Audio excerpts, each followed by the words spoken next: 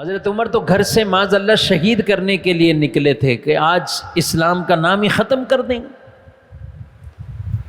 کسی نے کہا کہ بہن کی حالت دیکھو، تمہاری بہن اور بہنوئی وہ تو مسلمان ہو گئے، عمر وہیں سے واپسی، بہن سے بہنوئی سے بحث مباحثہ، پھر سزا دینے لگ گئے، مارنے لگ گئے، مار پیٹ تشدد کرنے لگ گئے۔ لیکن بہن نے یہی کہا کہ جتنا مارنا ہے مار لو، جو کلمہ پڑھ چکے ہیں نا وہ چھوڑنے والے نہیں ہیں، ہم وہ نہیں چھوڑیں۔ تو دل نرم ہوا، کہا کہ وہ جو تم پڑھ رہی تھی نا، وہ جو تلاوت کر رہی تھی، وہ مجھے بھی سناؤ نا۔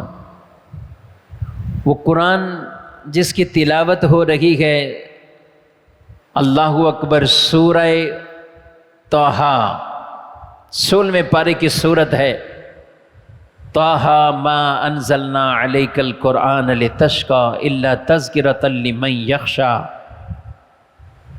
کیسی وہ سورت سنائی ہوگی فاطمہ بنت خطاب نے، آپ کی بہن کا نام فاطمہ تھا۔ میں کہتا ہوں فاطمہ بنت خطاب، بہن نے ایسا قرآن پڑھا کہ بھائی کا دل ہی پلٹ گیا۔ بہن سے قرآن سنا تو بھائی سیدھا حضور کے قدموں میں پہنچ گئے اور کلمہ پڑھ کے مسلمان ہو گئے۔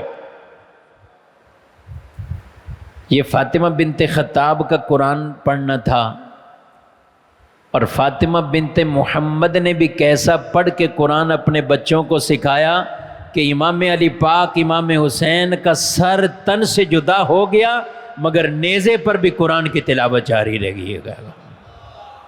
پتہ چلا کہ ماں بہنیں اگر یہ بھی قرآن پڑھیں تو پھر اللہ ان کی برکات ان بہنوں کے ویروں کو، بھائیوں کو، اور ان ماں کے بچوں کو اللہ کیسی برکتیں عطا فرماتا ہے۔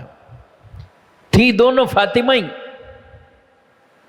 وہ عمر کی بہنیں، یہ رسول اللہ صلی اللہ علیہ وسلم کی لاڈلی شہزادی گئے، سیدہ کائنات گئے، تمام جنتی عورتوں کی سردار ہیں، عالمین کی عورتوں کی سردار ہیں۔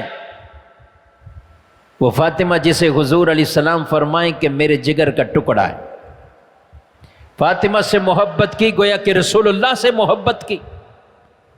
فاطمہ سے بغض رکھا تو ایسا ہے جیسے رسول اللہ سے بغض رکھا۔ سبحان اللہ، کیسی تربیت کر گئیں اپنے شہزادوں کی، اور کیسا قرآن پڑھا گئیں اپنے شہزادوں کو کہ فاطمہ بنت محمد کا پڑھا ہوا قرآن ہے کہ امام پاک شہید ہونے کے بعد بھی قرآن کی تلاوت زبان پر جاری ہے۔